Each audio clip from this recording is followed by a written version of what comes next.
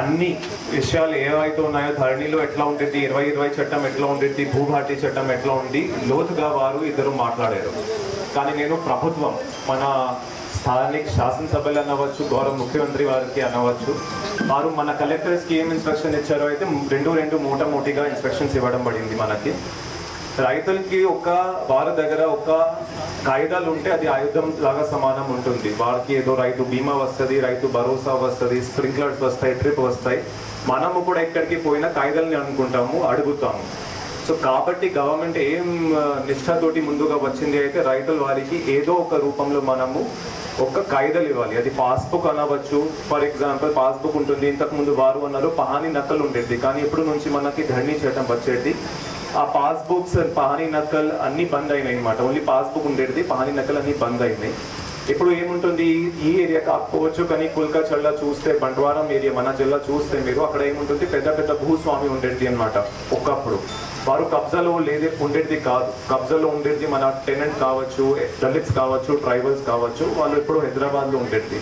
ఇంతకుముందు మన విఆర్ఓ పటేల్ పటవారి ఏం చేసేది, పట్టేదార్ కాలంలో వాళ్ళ భూస్వామిని రాసి వస్తూ కబ్జాదార్ కాలంలో మన దళిత్ని కావచ్చు, ఎస్టీస్ని కావచ్చు, ఎవరు కబ్జా కాలంలో ఉంటే మన గొడవ కూడా ఉంటే కబ్జా కాలం రాసి వచ్చేది. దాంట్లో రిమార్క్స్ కూడా వచ్చేది. వాళ్ళు రిమార్క్స్ అంటే కబ్జాలో ఎట్లా వచ్చారు, వాళ్ళు సాదా ఖరీదు చేసుకున్నారా, టెనెన్సీ ద్వారా ఉన్నారా, ఏదో రకంగా ఆక్యుపెంట్ లాగా ఉన్నారా, వాళ్ళు రాసి వచ్చేది. కానీ మన కొత్త చట్టంలో ఏమైంది, పట్టేదారు రమేష్ ఉన్నాడు, వాస్తులో కూడా రమేష్ ఆటోమేటిక్గా వచ్చేది అనమాట. అంటే సురేష్ రాయడానికి లేదు, గణేష్ రాయడానికి లేదు, బై డిఫాల్ట్ వచ్చేది. కానీ ఇప్పుడు ఇది లేదు. మనము అది కూడా మార్పులు తీసుకొని వచ్చింది గవర్నమెంట్. ఎందుకు అంటే ఆక్యుపెంట్ ఉంటే, ఒకవేళ కబ్జాదారులుగా ఉంటే తన దగ్గర ఒక పవర్ ఉంటుంది, ఆయన బదలాడవచ్చు, నెగోషియేట్ చేయవచ్చు. ఆయన పట్టేదారుతోటి ఏదో ఒక రూపంలో ఆయనకి కూడా హక్కు రావచ్చు అనమాట. అది తీయడం జరిగింది, కానీ అది మళ్ళీ దీంట్లో ఇంట్రొడ్యూస్ చేయడం జరిగింది. ఇంకొకటి అంటే నేను జాయిన్ అయిన రోజు ఈ జిల్లాలో చూస్తే ధరణిలో మన రెవెన్యూ సమస్యలు చూస్తే 15,000 సమస్యలు ఉండేది అనమాట. నా లాగిన్లో చూస్తే మాత్రమే 15,000 సమస్యలు ఉండేది అనమాట. కానీ నేను కూడా ఒక మనిషిని, యాజ్ అ కలెక్టర్ అనవచ్చు, కానీ మనిషిని నేను ప్రతి కేసు చూడాలి అయితే అది నా వల్ల కూడా కాదు. చేస్తే కూడా ఒక 2 years పడుతుంది, 2 months పడుతుంది, చాలా టైం పడుతుంది. కానీ ఈ చట్టం ద్వారా ఏమైంది అయితే నాకు ఉన్న పవర్స్, నా దగ్గర ఉన్న అప్లికేషన్స్ని మళ్ళీ ఎంఆర్ఓకి, ఆర్డీఓకి, జేసీకి పంపడం జరిగింది. తెల్లారి ఈ రోజు చూస్తే నా లాగిన్లో ఓన్లీ 5,000 అప్లికేషన్స్, మొత్తం జిల్లాలో 5,000 అప్లికేషన్స్ పెండింగ్ ఉన్నాయి మాత్రమే. నాకు 10 months అవుతుంది. 10 నెలల్లో ఆల్మోస్ట్ 10,000 అప్లికేషన్ డిస్పోజ్ అయినాయి అనమాట. ఇంకా 2-3 months ఆగితే 5,000 మొత్తం జిల్లాలో పెండింగ్ ఉన్నవి కూడా డిస్పోజ్ అవుతాయి. మన దౌలతాబాద్ చూస్తే కూడా 400 చిల్లర అప్లికేషన్స్ పెండింగ్ ఉన్నాయి. అవి కూడా మాక్సిమం లాగిన్ ఎవరిది ఉన్నాయంటే ఎంఆర్ఓ, సబ్ కలెక్టర్ అండ్ నా లాగిన్లో ఉంటాయి. నాకు ఉన్న గవర్నమెంట్ ల్యాండ్ మాత్రమే అప్లికేషన్స్ పెండింగ్ ఉన్నాయి. దాంతో ఏమవుతుంది, మెల్లమెల్లగా అన్ని ప్రాబ్లమ్స్ కూడా సాల్వ్ అవుతాయి. గవర్నమెంట్ ఉద్దేశం కూడా అదేనే. మన ప్రాంతాలు కావచ్చు, మన కాన్స్టిట్యున్సీ కావచ్చు, మన జిల్లాలు కావచ్చు, ఈ భూ సమస్యలు ఏవైతే ఉంటాయో అది పరిష్కారం కావాలి. పరిష్కారం ఎట్లా అయితే ఒక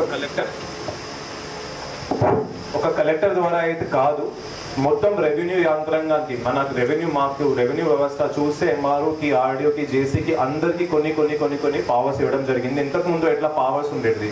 ఇంకొకటి రైతులకి ఏముండేది అంటే ఎంఆర్ఓ దగ్గర పోతే ఒక పని అయ్యేది, వాళ్ళు చేసేది తలా కాయిదాల మీద, ఏమైనా న్యాయవాది కూడా అవసరం లేకుంటే, అఫిడవిట్ కూడా అవసరం లేకుంటే వాళ్ళ దగ్గర పోయేది, వాళ్ళ అక్కడ పరిష్కారం అయ్యేది. కానీ ధరణి చట్టంలో ఏం వచ్చింది అయితే ప్రతి దానికి ఉప్పులైనా, సబ్బులైనా, కావాల్సుకుని చేసిన ఆటోమేటిక్గా వచ్చిన ఆ ప్రతి తప్పులకి ఏమైనా మన దగ్గర పవర్స్ లేకుంటే మా దగ్గర కూడా వచ్చినప్పుడు మేమేం చెప్పేవాళ్ళు, మీరు కోర్టుకి పోండి, కోర్టు నుంచి పోయి తెచ్చుకోరండి అని. బికాస్ మా దగ్గర పవర్ లేకుంటే గవర్నమెంట్ ఏం చేసింది, కొత్త గవర్నమెంట్ ఏం చేసింది, మాకు మా పవర్స్ ఇచ్చింది, దానికి కూడా మనము ధన్యవాదాలు తెలుపుతున్నాము. ఇచ్చేది వారి కేసు వెళ్ళేది.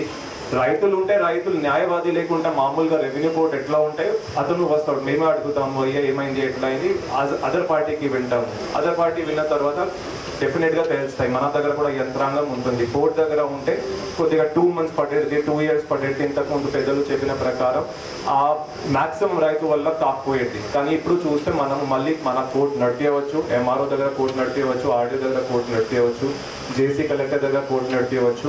మ్యాక్సిమం అయితే మన ప్రాబ్లం మన దౌలతాబాద్లోనే సాల్వ్ అవ్వాలి. ఒక 5-10% ఉంటే అప్పుడు తాండ్రు సబ్ కలెక్టర్ దగ్గర పోతాయి.